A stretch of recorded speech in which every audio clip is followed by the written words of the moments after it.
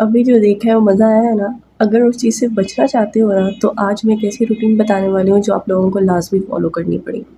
बहुत ही ईज़ी है, सिंपल है, बेसिक प्रोडक्ट्स हैं, कोई महँगी प्रोडक्ट्स नहीं लेनी पड़ेंगी आप लोगों को, ना ही पैसे आपकी जेब से जाने वाले हैं। तो चलो इस रूटीन की तरफ चलते हैं।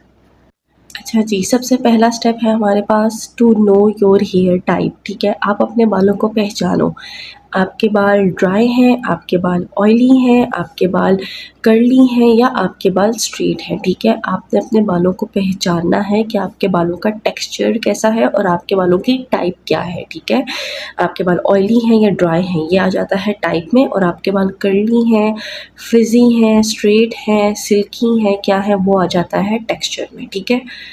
Y is that important? क्योंकि अगर आपको अपने बालों का टेक्सचर या अपने बालों की टाइप ही नहीं पता होगी तो आप सारी उम्र गलत प्रोडक्ट्स यूज़ करते रहोगे। अब सारी उम्र हो सकता है कि आपके बाल ड्राई हों और आप ऑयली प्रोडक्ट्स यूज़ किए जा रहे हो सकता है आपके बाल जो हैं वो ऑयली हों और आप उन पे जो है वो ड्राई प्रोडक्ट्स यूज़ कर रहे हो। तो आपने अपने बालों पे अपनी बालों की टाइप और उनके टेक्सचर के अकॉर्डिंग ही प्रोडक्ट यूज़ करनी है, ठीक है? मार्केट में जो है आजकल तो बहुत ईज़ी है, मार्केट में ऑयल्स आ गए हैं, मार्केट में शैम्पूज़ आ गए हैं, उनके ऊपर बाकायदा लिखा होता है ये ड्राई शैम्पू ड्राई बालों के लिए है, ये ऑयली बालों के लिए है। सिमिलरली कंडीशनर्स और हेयर मास्क वगैरह। तो इसलिए this is very important to know your hair type. अच्छा, रूटीन का स्टेप नंबर 2 है टू यूज़ वुडन कॉम्ब। आपका जो प्लास्टिक का कंघा है जो हम रेगुलर यूज़ करते हैं उसको आपने रिप्लेस करना है एक लकड़ी के कंघे से। Why is this important? क्योंकि लकड़ी का कंघा जो होता है उससे आपके बालों में जो फ्रिक्शन होती है वो बहुत कम होती है और बाल टूटता कम है। तो अगर बाल टूटेगा कम तो बाल ग्रो ज़्यादा होगा। दूसरा मैंने ये भी पढ़ा है कि लकड़ी के कंघे को जब अपने बालों पे मारते हो, अपने स्कैल्प पे मारते हो अपने यहाँ पे, तो क्या होता है कि उससे ब्लड सर्कुलेशन भी बेहतर होती है। तो इसलिए 100-1 रुपए का मिल जाता है लकड़ी का कंघा, तो यूज़ करो लकड़ी का कंघा, ठीक है? और प्लास्टिक के जो कॉम्ब है, प्लास्टिक के जो ब्रशेज़ हैं उनको आप अवॉइड करो। स्टेप नंबर 3 इज़ कि do not shampoo your hair daily. Week में 2 से 3 मरतबा शैम्पू कर लो, बेस्ट है, ठीक है? उससे ज़्यादा करने की ज़रूरत नहीं है। उसकी भी एक बेहतरीन सी वजह है, वो ये है कि आपका जो हमारा कुदरती निज़ाम है बालों का वो ये है कि हमारे जो हमारा स्कैल्प है उसमें नेचुरल ऑयल्स प्रोड्यूस करता है वो, ठीक है? ताकि हमारे बालों को मॉइस्चर मिलता रहे।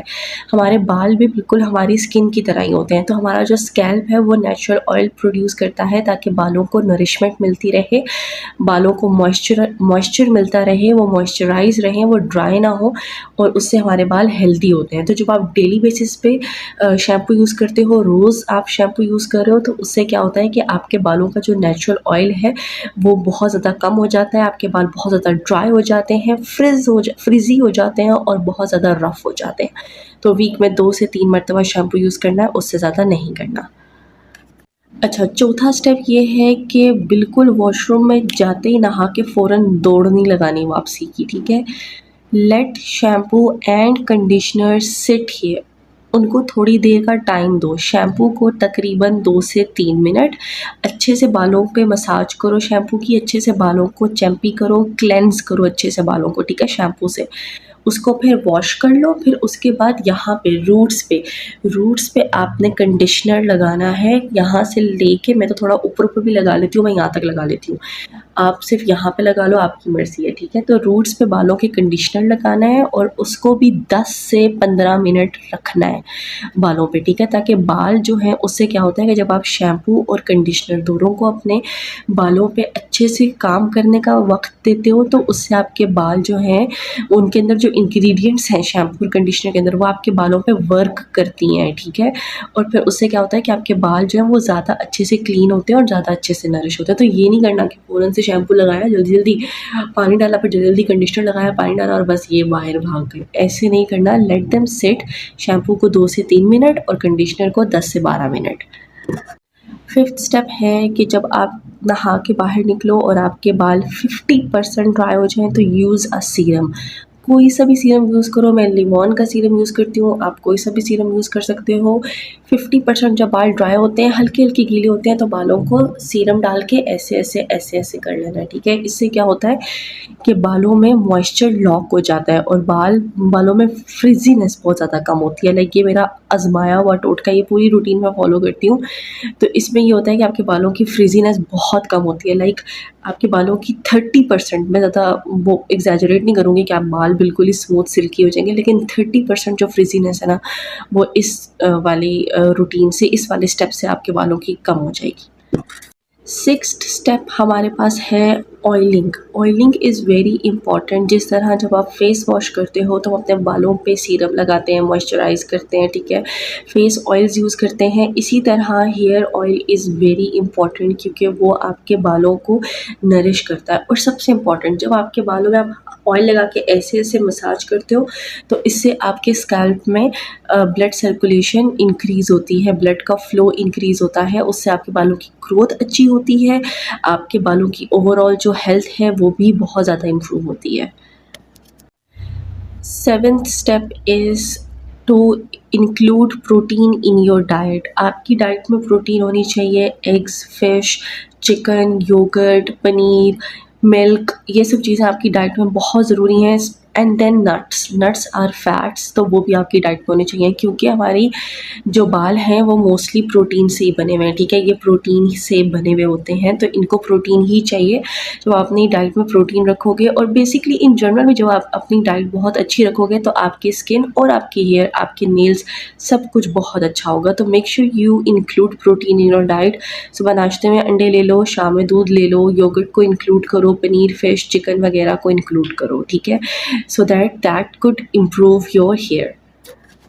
अच्छा, लास्ट बट नॉट लीस्ट कि do not fall for unrealistic claims. मतलब ऐसे क्लेम्स या ऐसे एड्स जो आपको दिखाए जाते हैं जिसमें होता है कि आप फ़लाँ प्रोडक्ट यूज़ कर लो, आप फ़लाँ सीरम यूज़ कर लो, आपके बाल जो हैं वो 2 दिन में बहुत लंबे हो जाएंगे, घने हो जाएंगे।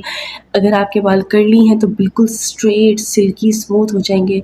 ये सब बिल्कुल रियलिस्टिक नहीं है। आपके बालों की जो हेल्थ है, हेयर्स जो है ना, हेयर ग्रोथ और हेयर केयर, वो एक बहुत लॉन्ग प्रोसेस है। उसमें आपकी डाइट अच्छी होनी चाहिए और उसमें आपकी रूटीन कंसिस्टेंट होनी चाहिए, ठीक है, तो ही आपके बाल इम्प्रूव होते हैं। और एक बात मैं आपको बताना चाहूँगी कि अगर आपके बाल कर्ली हैं वो कभी ज़िंदगी भर बिल्कुल सीधे नहीं हो सकते, और अगर आपके बाल सीधे हैं तो वो कभी ज़िंदगी भर बिल्कुल भी कर्ली नहीं हो सकते क्योंकि बालों का जो टेक्सचर होता है, मतलब बालों का टेक्सचर नहीं कहेंगे उसको, बालों का जो स्टाइल होता है, मतलब एक कर्ल बाल होते हैं और एक स्ट्रेट बाल होते हैं। ऑब्वियसली उसमें वेरिएशंस आ जाती हैं, लेकिन जो कर्ल बाल होते हैं वो कभी भी स्ट्रेट नहीं हो सकते और स्ट्रेट कभी भी कर्ल नहीं हो सकते। ये पॉसिबल ही नहीं है क्योंकि आपके बाल जेनेटिकली जिस तरह से डिज़ाइन किए गए हैं वो आपके जीन्स में है, पैदाइशी जिस तरह से हैं वो सारी ज़िंदगी वैसे ही रहेंगे।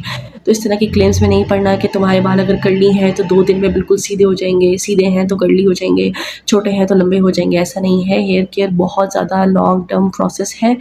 कंसिस्टेंसी और प्रोटीन को इंक्लूड करो अपनी डाइट में, डाइट अच्छी रखो, एक्सरसाइज करो, कंसिस्टेंट रहो, जो स्टेप्स मैंने बताए हैं उन सबको फॉलो करो तो आपके बाल ज़रूर इम्प्रूव होंगे, टेक्सचर भी इम्प्रूव होगा, ग्रोथ भी अच्छी होगी।